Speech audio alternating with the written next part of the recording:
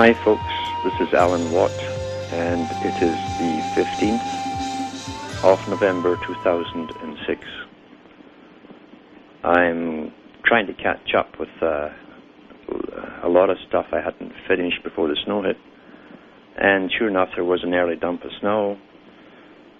Right now it's thawing again, and I'm up to my eyes in fixing things, etc. Everything happens always when the winter starts. That's when everything breaks down. And so I've been very, very busy.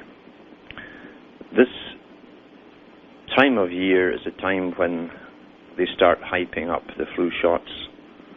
Now they have the pneumonia shot as well.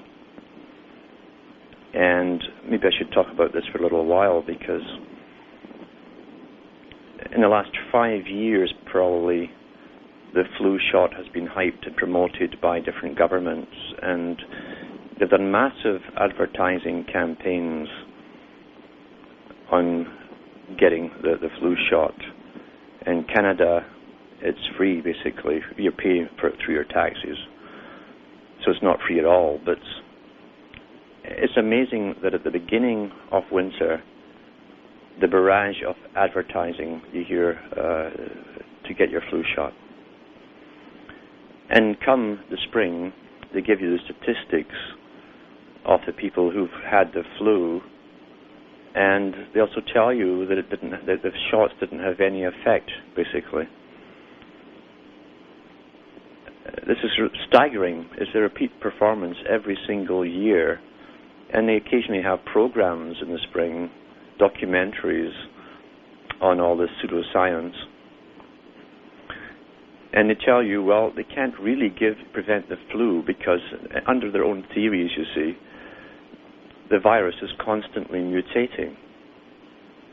And a virus is composed of strands of stolen DNA. This is the theories, you see, from every person that it's gone through. And it robs you of a piece of your DNA as it spreads.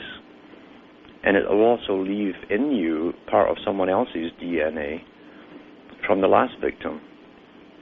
But because it constantly mutates, and since it takes them a year or 2 years to make a vaccine, then they're always giving you a vaccine that's 1 or 2 years old for the previous flus. Therefore, they can't cover you for the mutated type that you're going to get this year. This is the mishmash of information that's given to the public and general practitioners too. It's always fascinated me. It's been fascinating to watch doctors, generations of doctors, being churned out, each with different theories on things than the previous lot. And science never ever admits it's been wrong in anything. It simply comes out with a new theory or even an opposing theory, and that's taught as a new norm for a generation. But they'll never ever admit that that must mean that the previous theory was wrong. Now, to encourage the public to get their shots, even though the vaccine will be taken from a virus 1 or 2 years old, at least, they're telling you, well, maybe there'll be some crossover protection. This is a new term they're using, meaning if it's kind of similar to the virus, it'll give you a type of crossover protection, maybe. This is good science here. Last night on the CBC News, the Canadian news, a victim of a flu shot was on television.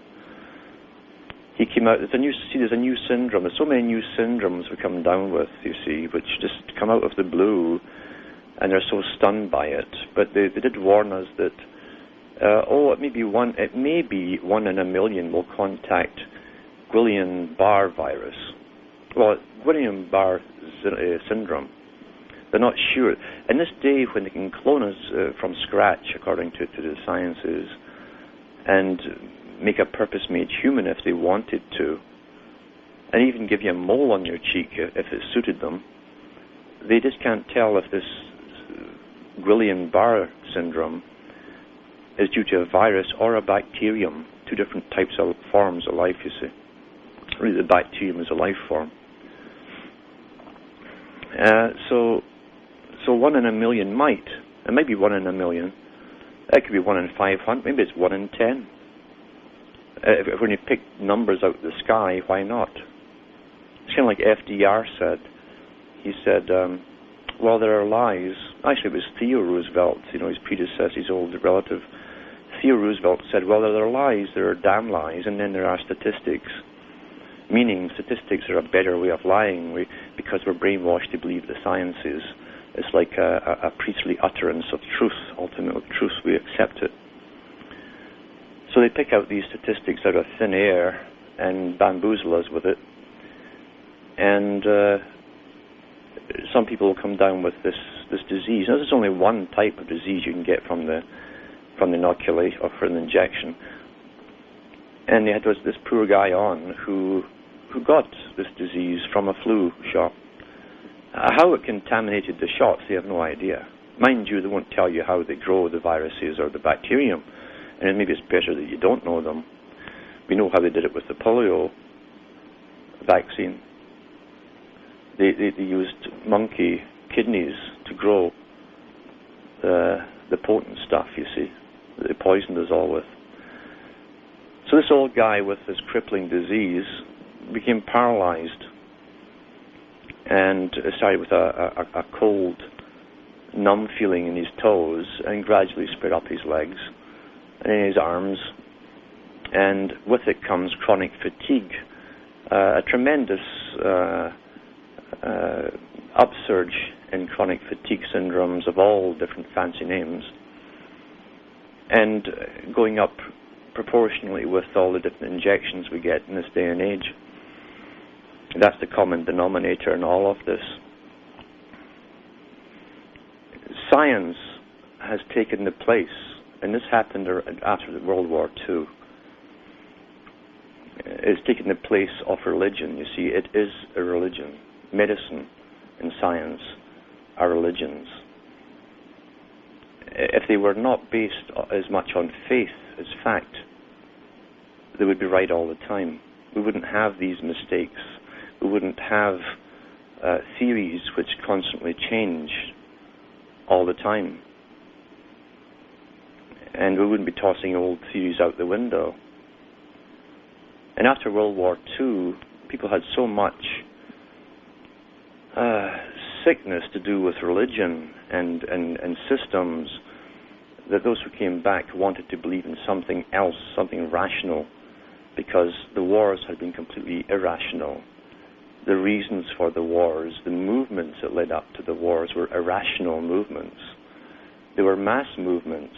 And maybe on the next program I'll go into more of this because it's a fascinating field of study. How an idea can grip whole populations and motivate them, often towards their own or others' destruction. And how that same principle of motivating mass behavior is still in use today because it is a science in itself, one of the real sciences that's very, very old. Times have changed, and we often rewound the clock since the Puritans got a shock when they landed on Plymouth Rock. Is today any shock they should try to stem? Instead of landing on Plymouth Rock would land on them. In olden days, a glimpse of stocking was looked on as something shocking, but now, Lord knows, anything goes. Good authors, too, who once knew better words, now only use four-letter words, writing prose. Anything goes. If driving fast cars you like, if low bars you like, if old hymns you like, if bare limbs you like, if Mae West you like, or me undressed you like, nobody will oppose. When every night the set the smartest, indulging in nudist parties in studios, then anything goes.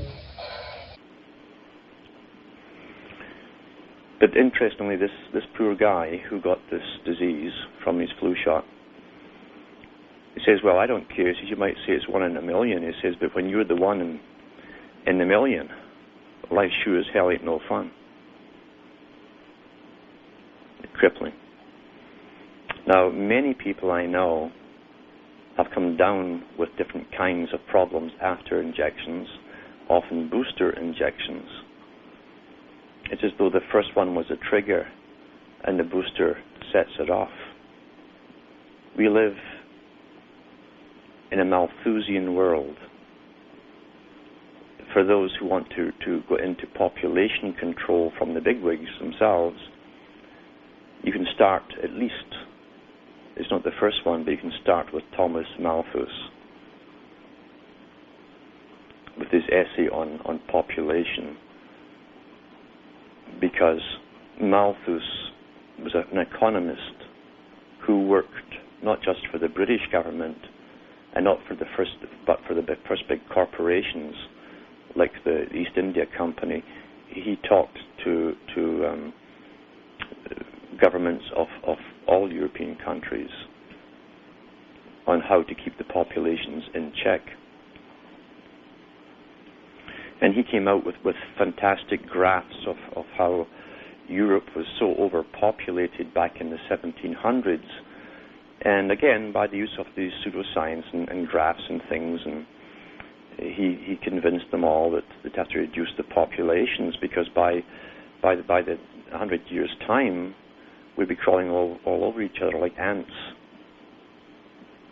And he proposed different methods of getting rid of mainly the poor. And this is a big part of the old and the new eugenics program. It's the same ongoing thing. It's had many names. Now it's called bioethics. Sounds much gentler and fuzzy and nice. But Malthus went through the usual spiel about the fittest have the right to survive. Again, all tied around the Darwinian period. And remember that Charles Darwin was not the first one to write on this survival of the fittest. His grandfather actually put a book out long before him, because they were all high Freemasons. And he talked about putting the poor in England and other countries into special housing units, which they would locate in unhealthy areas like swamplands, where disease would breed.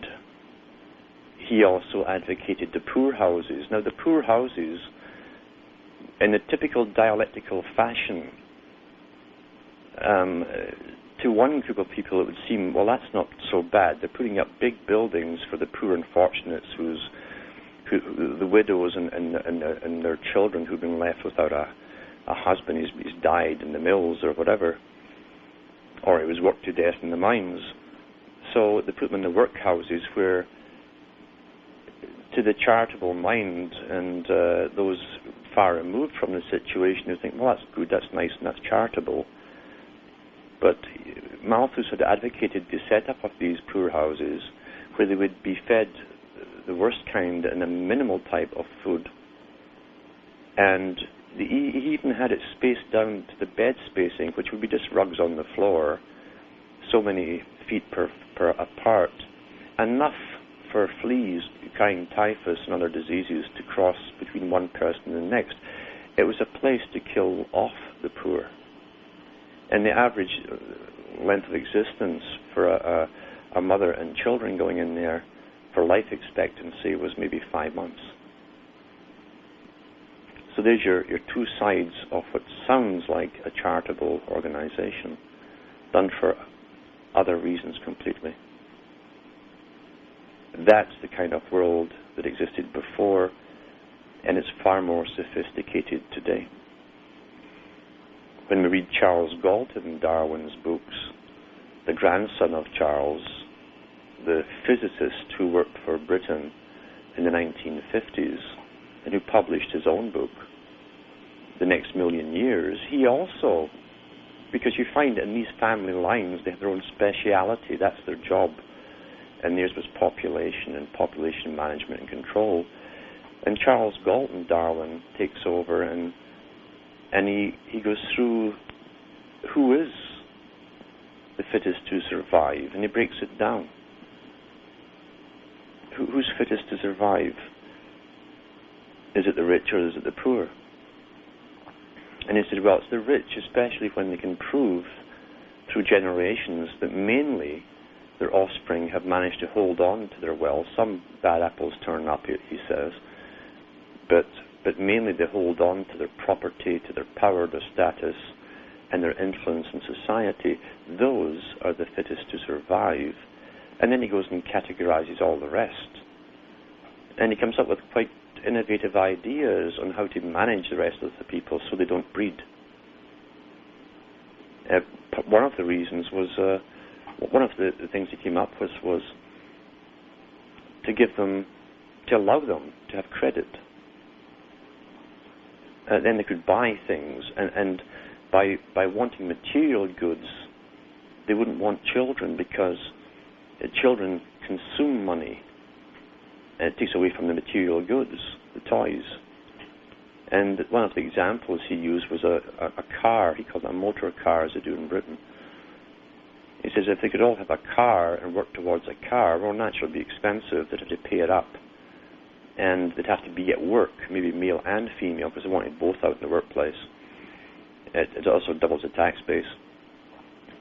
And they might not have time for children, which would consume money, and they wouldn't have their car and all the other little luxuries they could dangle in front of us. So we live in a consumer society, not by chance.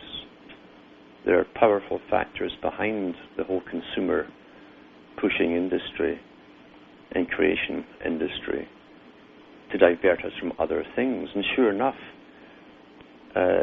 Charles Galton Darwin's biggest fear at the time was that even that the wealthier people were not breeding as much as they should be. And he was afraid that the lessers, all what Plato would call the its, the commoners, would overtake their betters, basically, by breeding too much, while the elite were breeding too few.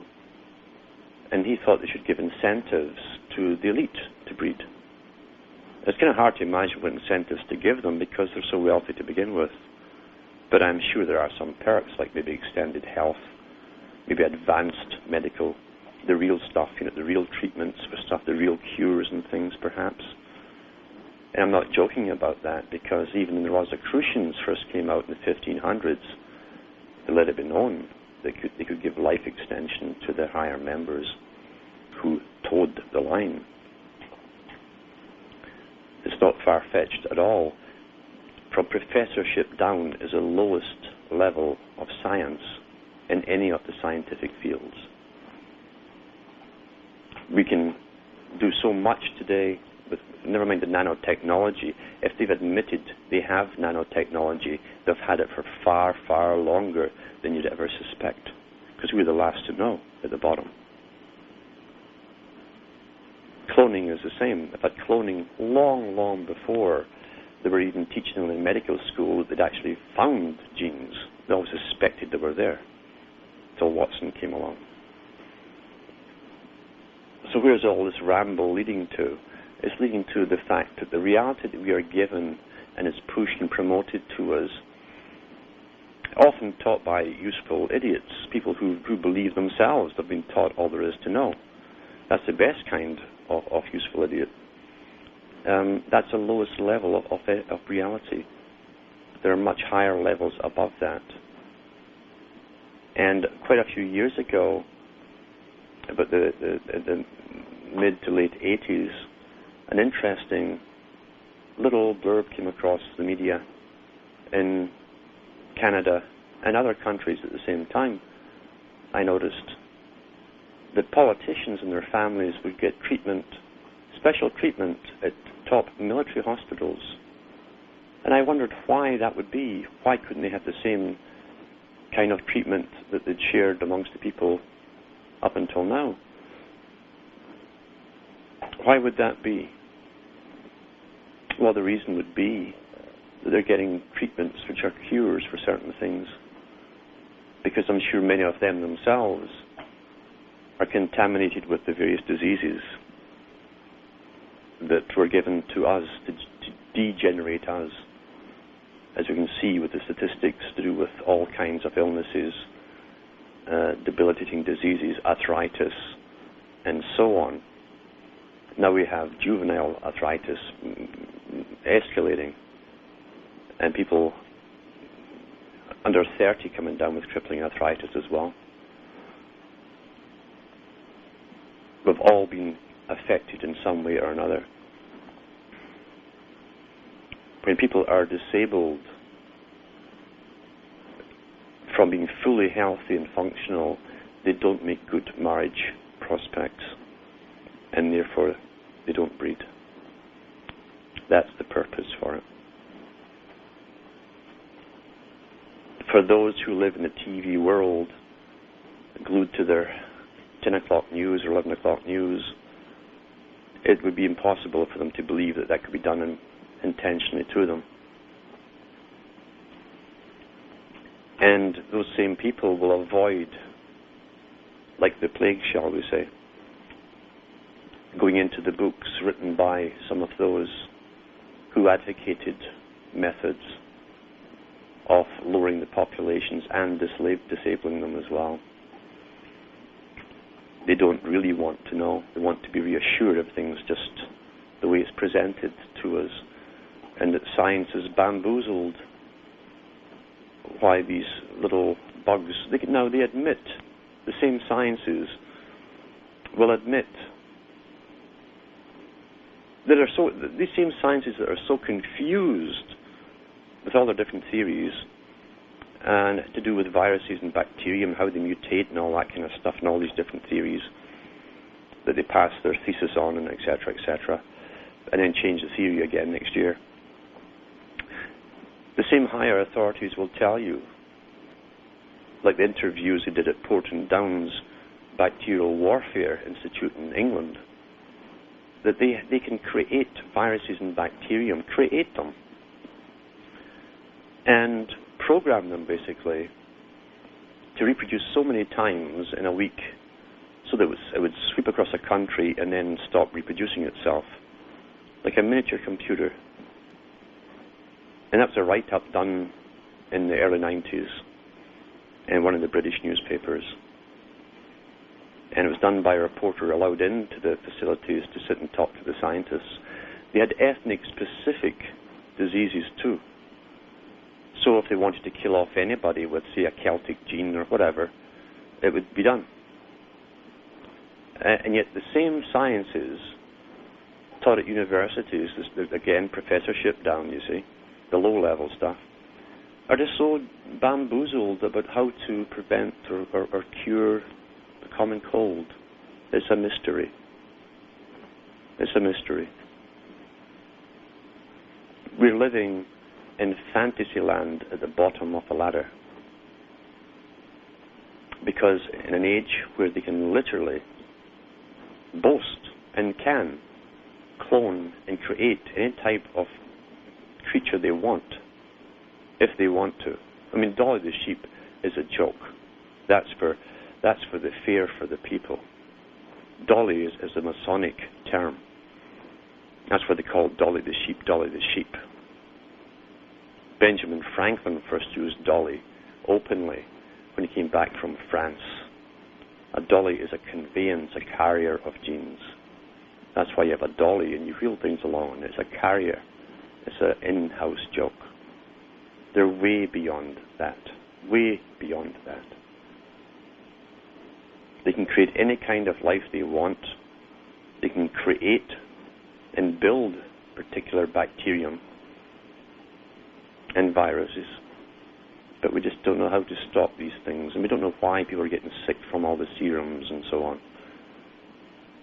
This is nonsense. It only makes sense when you realize that there are other agendas at work and at play. And it's not all to do with money.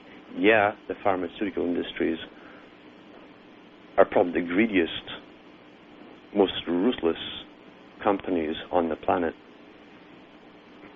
Definitely not what I would call humane, but there's lots of money to be gained from suffering. But it's not the only reason.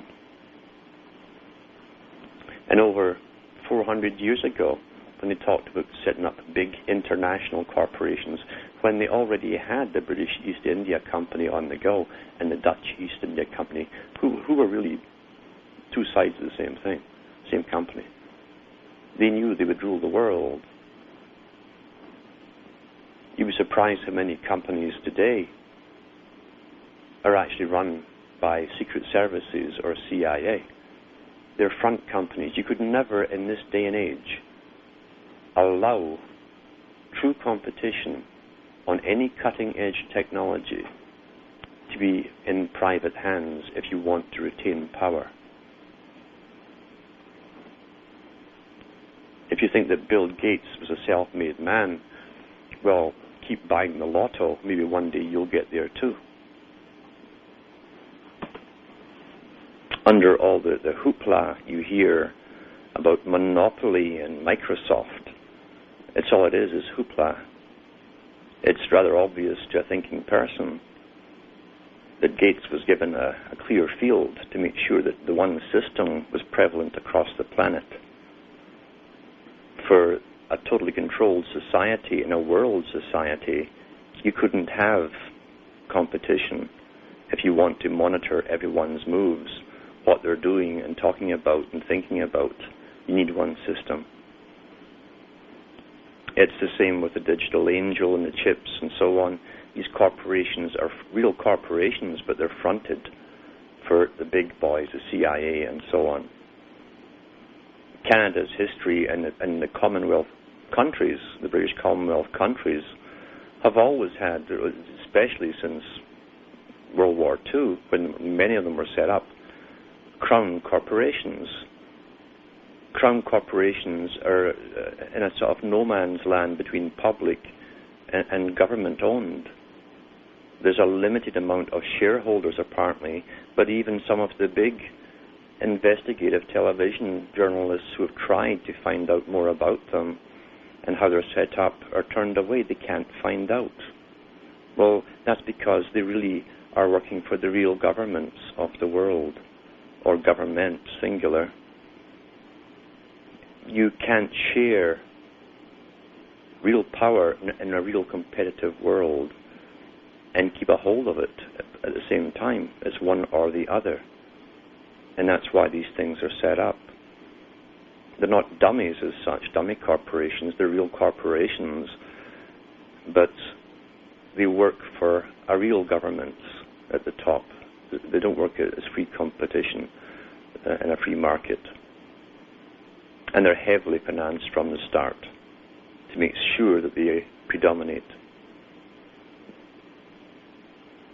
That's the real world we live in. And they always give us the occasional supposed genius who just is a self-made man. That's utter nonsense, because doors have to open to allow you in at the top. It's not a matter of having abilities or anything else, or even having the money. It's will they allow you in or not. And if the doors are opened, then that means you've been picked and brought up to be their man. That's the real world we live in, not the illusory one that you get in the movies. It's not the one that you're taught at school. You're trained at school just like racing dogs are. Racing dogs are all hyped up in their little cages. Up goes the fronts of the boxes, and an electric bunny rabbit was flying round in a circle, and the dogs chase them. Well, we're trained to run after money and success at school. It's the only function we have to earn, and until you're about 30, until you realize you're not going to get to the top of, and it doesn't work that way anyway, as far as ability goes. There are other factors to consider, and you're not taught these things at school. You're not supposed to know. You're supposed to be really optimistic and just go out and chase that bunny rabbit. What a shock you'd get if you bit into it, because it's electric. The real world is a closed shop at the top. Power does not share itself with its lessers, and there's been a power system in place for an awful, awful long time that does not tolerate any upstart coming in and trying to muscle in. It doesn't work that way in real life. They are ruthless, utterly ruthless, to keep the system in place. Now, how could they be so sure of the effects that they want to inflict upon populations? They don't just test on animals. They've been using prisoners in prisons for many, many decades for experimental purposes. They always pick the poorest of the poor, who have no voice in society, and who need the money. Money makes this little world go round. Those that have it can dictate which direction it spins. One excellent book to read, and there are quite a few out there, but one very good one is called Acres of Skin. That was written by Alan M.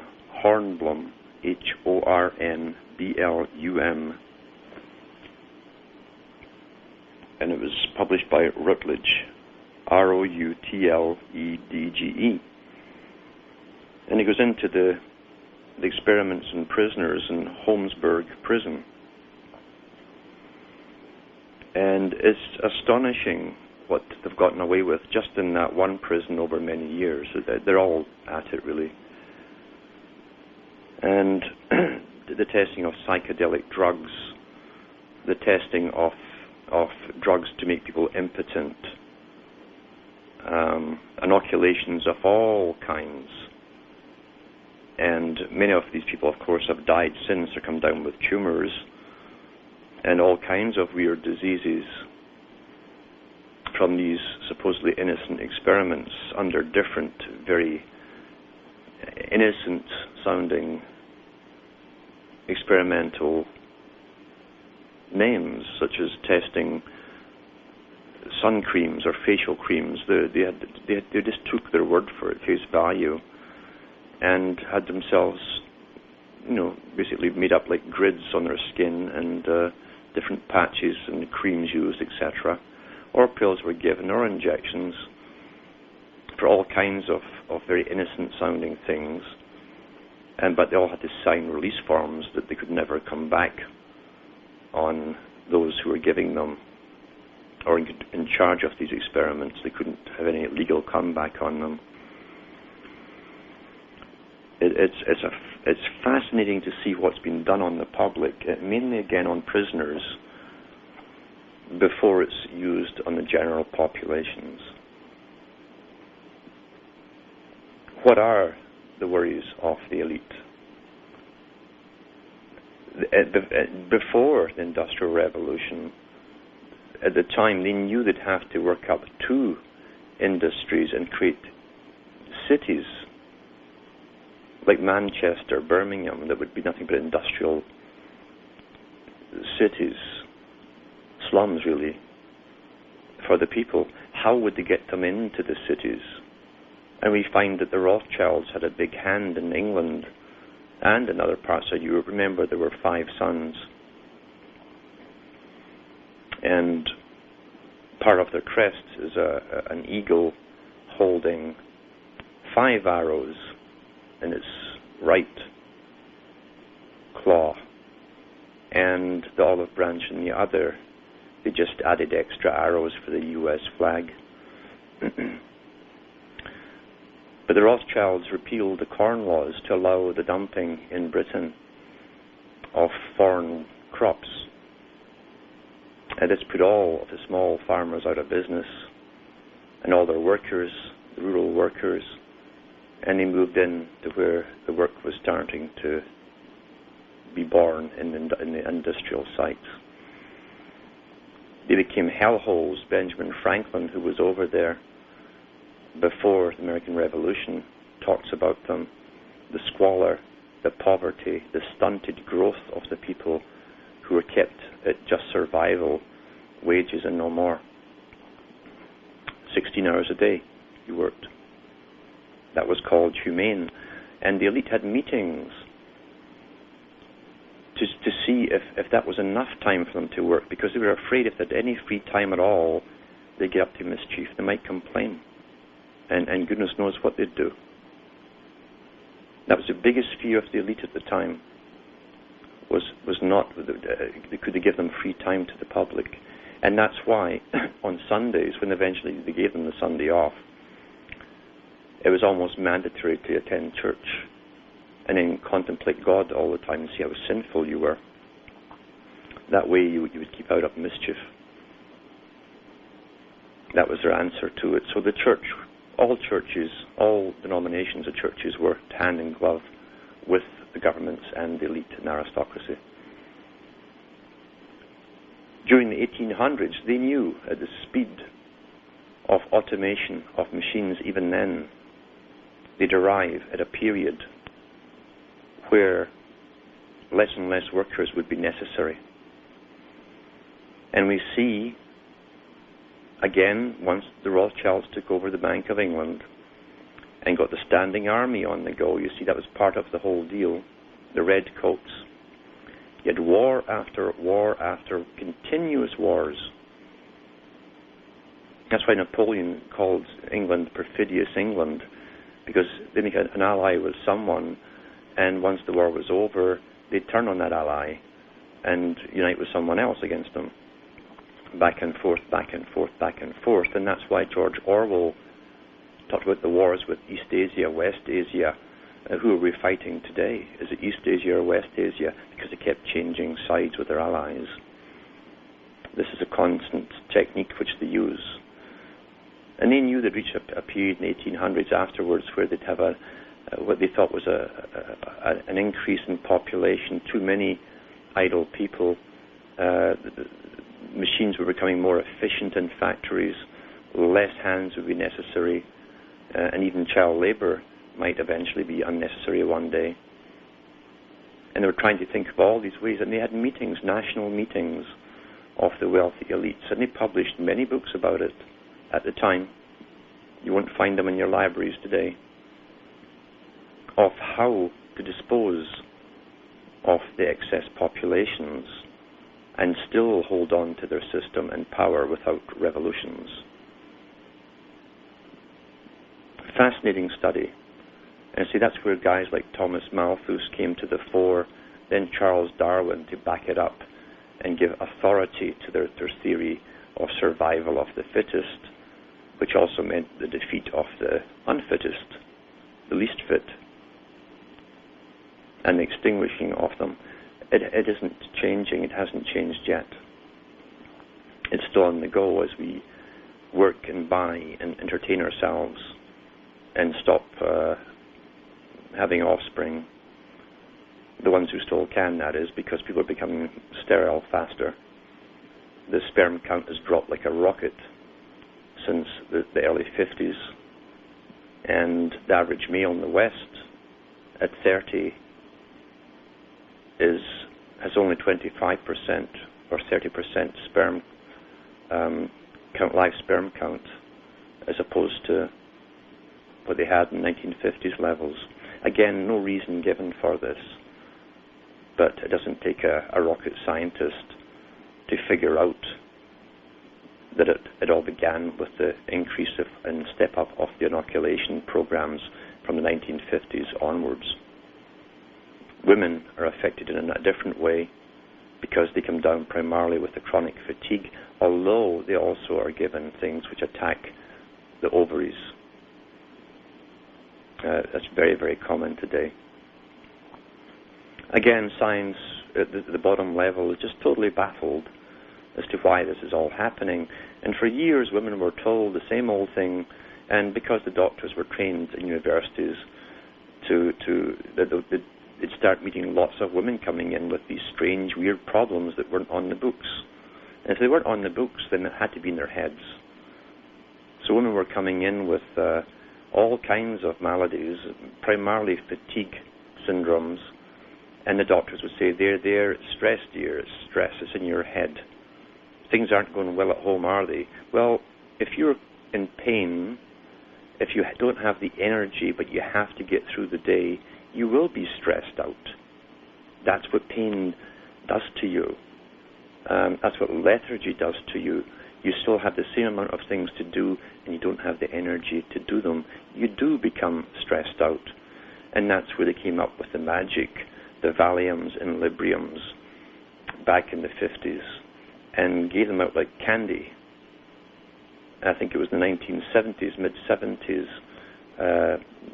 the British Medical Journal said that at that time, close to 70% of all women under the age of 50 were on one or the other of these particular group of drugs.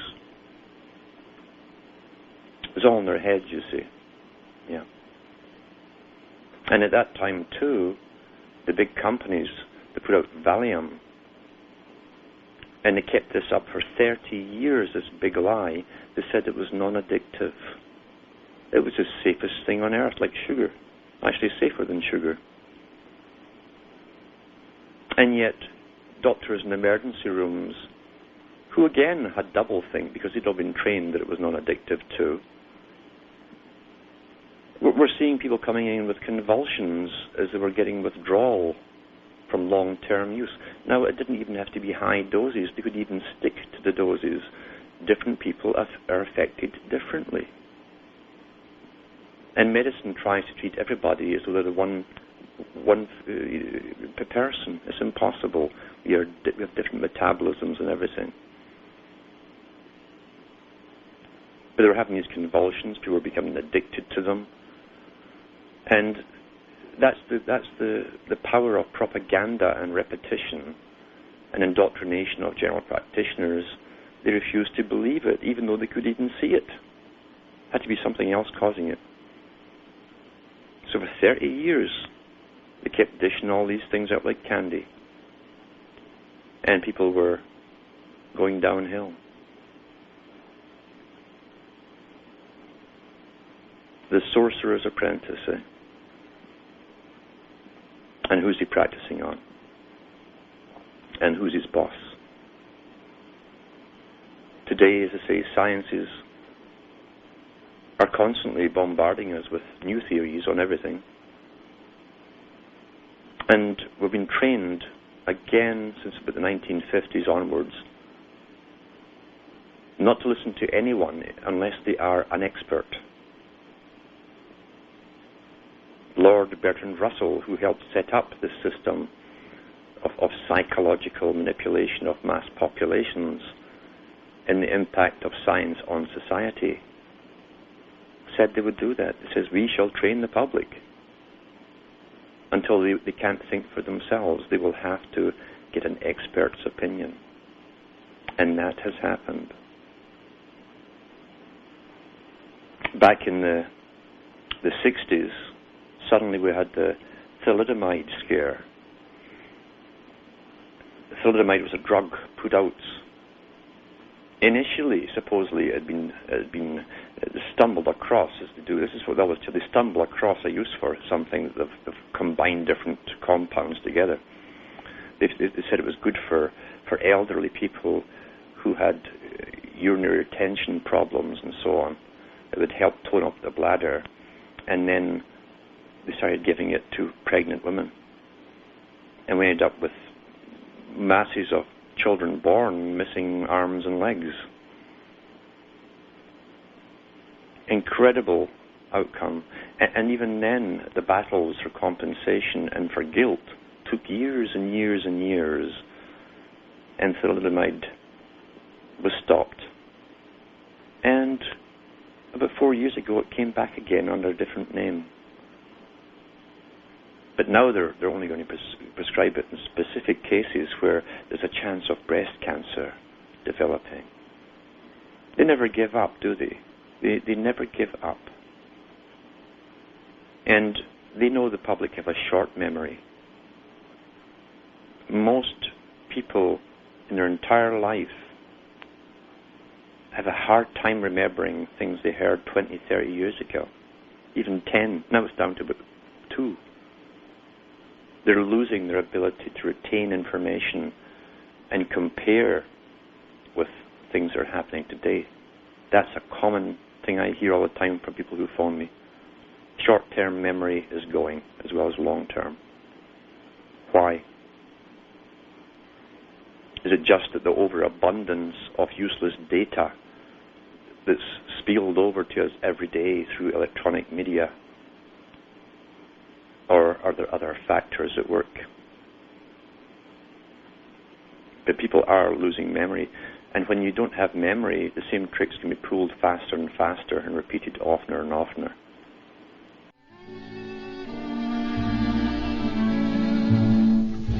Thanks for the memory of sentimental verse, nothing in my purse, and chuckles when the preacher said, for better or for worse. How lovely it was. Thanks for the memory of Schubert's serenade, little things of jade, and traffic jams and anagrams and bills we never paid. How lovely it was. We who could laugh over big things were parted by only a slight thing. I wonder if we did the right thing. So this process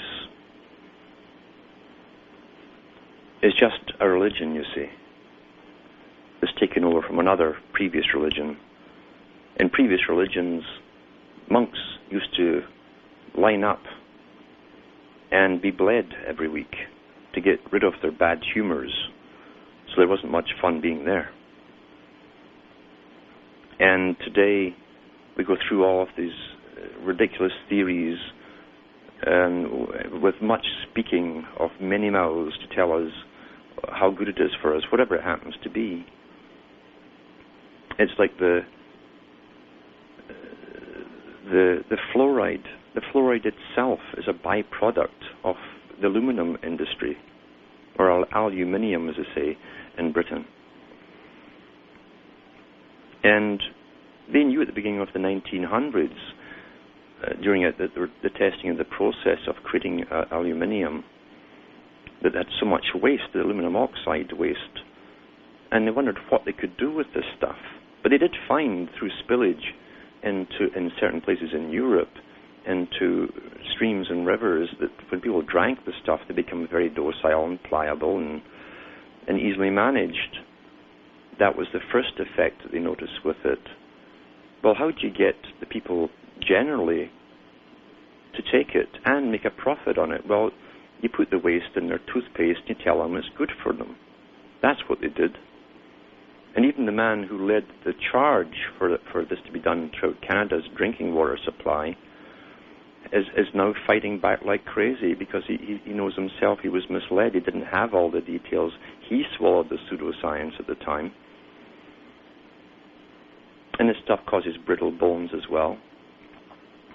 And you can even see the small specks of the ultra-white particles in the teeth itself, in the enamel.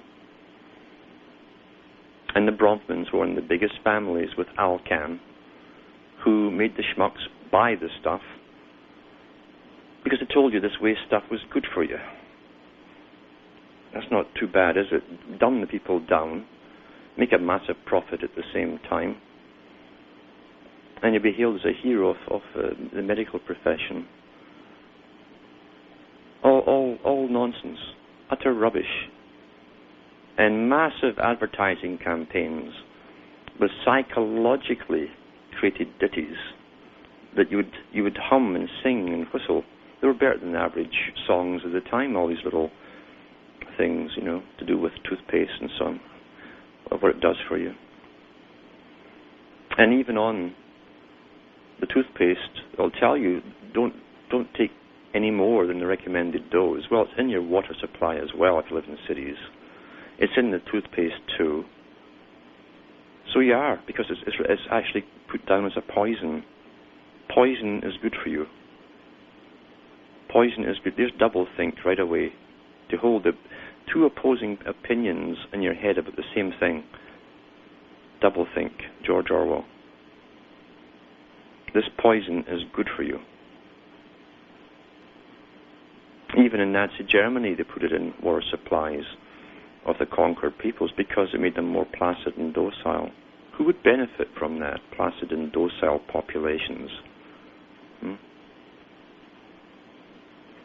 it's interesting to watch the panic that goes on, at least there appears to be panic amongst this great medical profession that's propagandized through fiction and all these TV shows on hospitals and dramas. To remember that all that you see on television is propaganda, especially the fiction, to create an image of something that's entirely different. And a few years ago when the SARS hit Toronto, interesting name,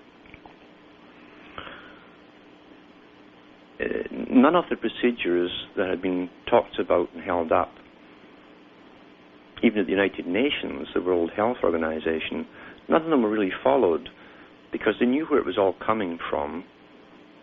They knew it was coming from China. They didn't stop any aircraft from coming into Canada. Why? If you were truly, truly afraid this was a brand new type of killer flu, and that's what the hype was all about, this is a killer flu, and it's here, it's come. And we saw all the doctors every day on television. It was like an update report during World War II, the Blitz. The same faces telling you the latest info or disinfo of how they were handling things, and all the staff were to wear masks and do barrier nursing and stuff like that. But they kept the aircraft coming. Now, you wouldn't do that, would you? If you believed your own propaganda, why would you allow the aircraft to continue as usual? And then they came up with a beauty where you had these, spending massive amount of money for thermal detectors that would see the images of people and detect who had a fever. Now that might be fine for people who don't understand anything at all about infections and medicine. But even those in the know were pushing all of this stuff as it was a savior, not a scientific savior. They could actually see the heat around a person's head if they had a fever. Well, when you catch an infection, you have a prodromal period. And it can be up to 2 weeks or longer in some people before any symptoms show at all, including temperature elevation. So they were selling the public schmuck, nonsense, rubbish, lies, expensive lies, because the public had to pay for all this stuff, all this equipment that was technically useless. And sure enough, only about 6 months ago, in one of the many little blurbs you'll get on the TV, they admitted that. A quick admission, then it was over and back onto sports. Most people will never remember it. And this is the kind of stuff we get fed on a daily basis by experts. Voodoo. They're telling us voodoo. Actually, there's probably more legitimacy in voodoo. And I might do a program on that too. But they have the public so trained to react to the expert's voice that we just jump to it and panic when they tell us to panic. And I think the SARS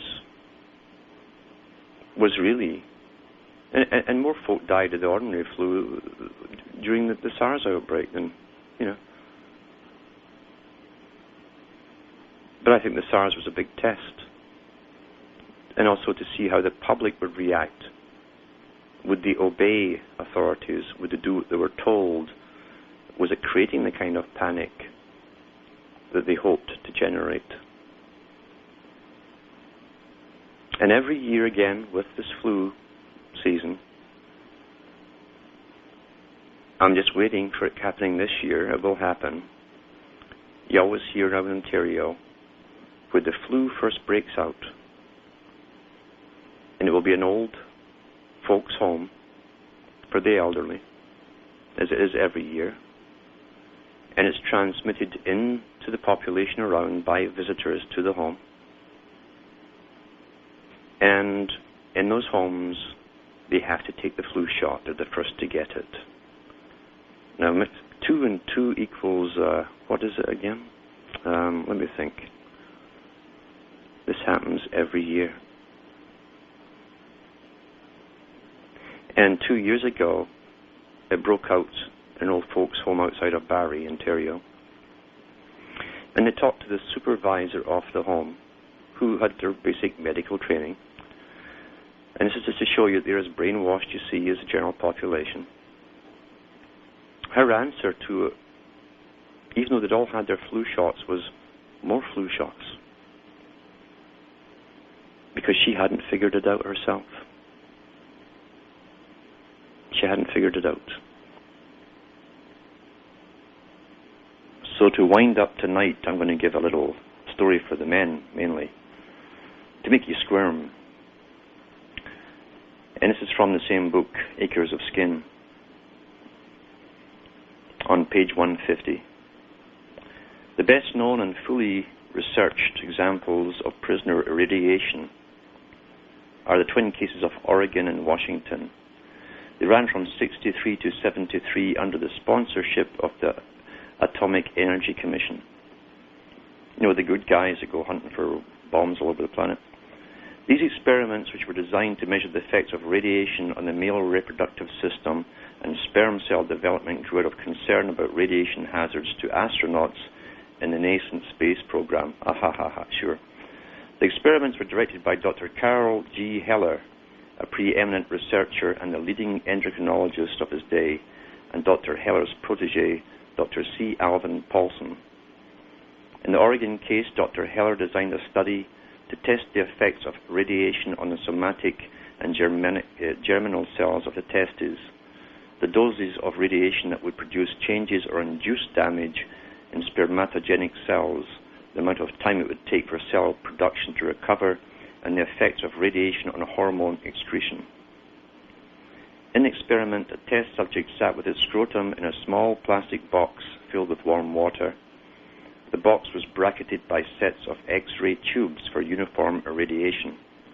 Every subject was required to get a vasectomy, usually at the conclusion of the study, in order to ensure that the chromosomal damage would not lead to fathering genetically damaged children.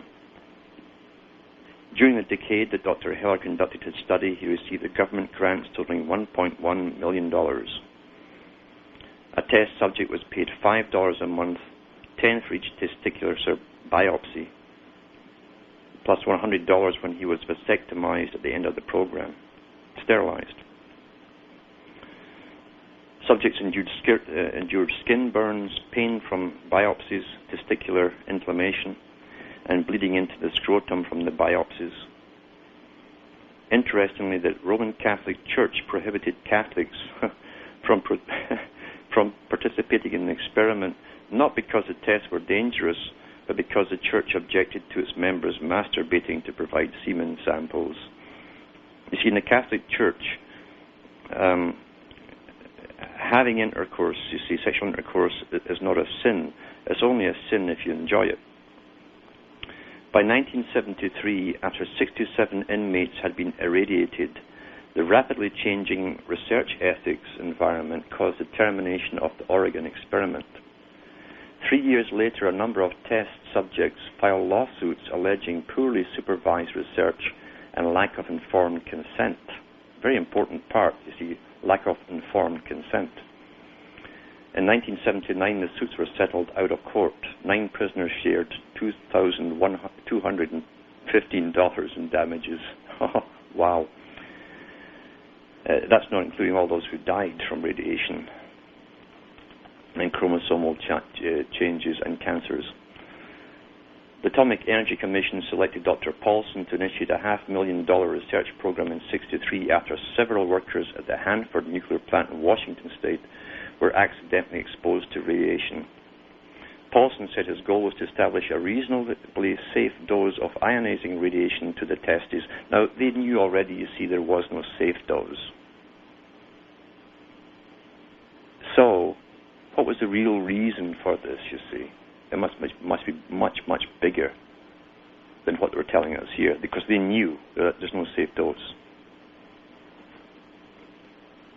This was terminated in 1970 after questions arose over the issues of informed consent and the non-therapeutic nature of the studies and legal liability. Years after their participation in these dangerous experiments, many former prisoners remain angry about how their ignorance and lack of sophistication were used against them. We can be blamed for being duped, said Robert Garrison in a 1994 newspaper interview. Nobody ever sat us down and explained what the tests were all about and what the complications were. I can't even get a doctor to diagnose my problems, let alone give me treatment for them. I'm a human being too. These were prisoners.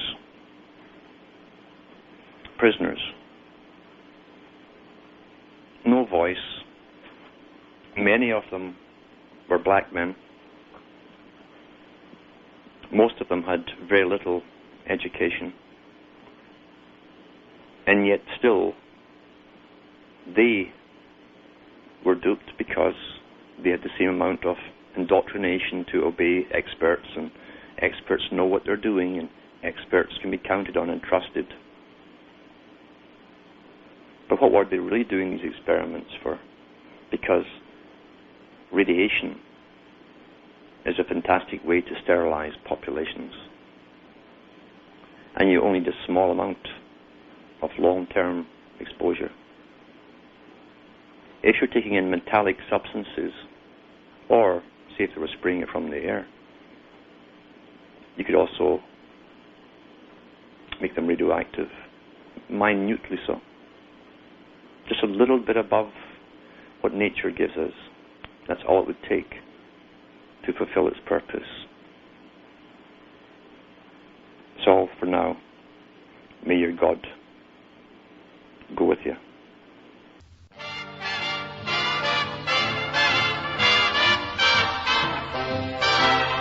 That's why the Chinks do it, Japs do it, up in Lapland little Laps do it. Well, let's do it. Let's fall in love. In Spain, the best upper sets do it. Lithuanians and Lats do it. Well, let's do it. Let's fall in love. Electric eels, I might add, do it. Though it shocks him, I know. Why ask if shads do it? Way to bring me shad roll. Some Argentines without means do it. People say in Boston even beans do it. Well, let's do it. Let's fall in love.